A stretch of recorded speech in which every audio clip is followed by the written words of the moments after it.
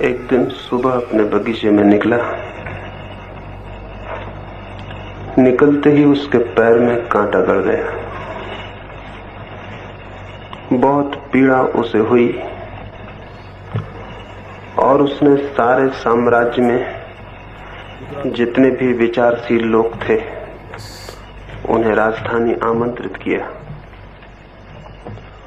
और उन लोगों से कहा, ऐसी कोई आयोजना करो कि मेरे पैर में कांटा न गड़ पाए।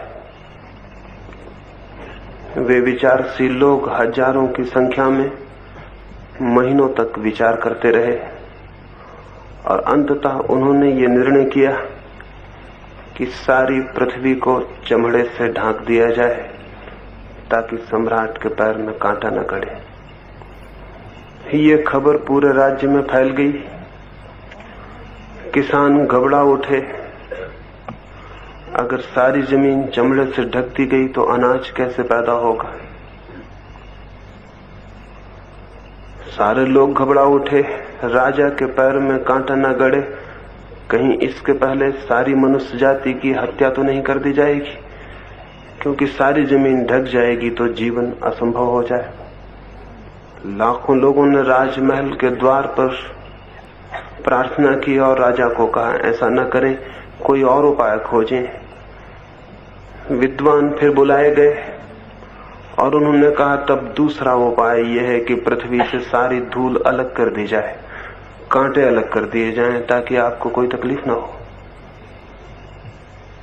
कांटों की सफाई का आयोजन हुआ।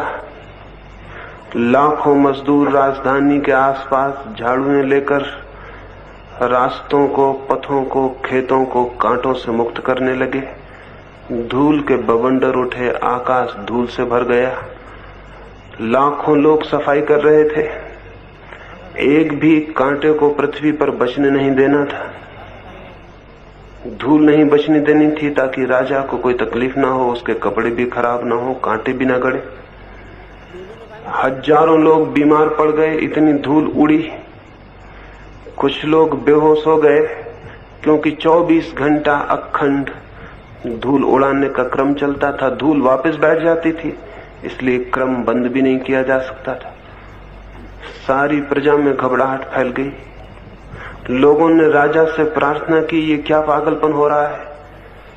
इतनी धूल उठा दी गई है कि हमारा जीना दूभर हो गया, सांस लेना मुश्किल है। कृपा करके ये धूल के बादल वापस बिठाए जाएं, कोई और रास्ता खोजा जाए।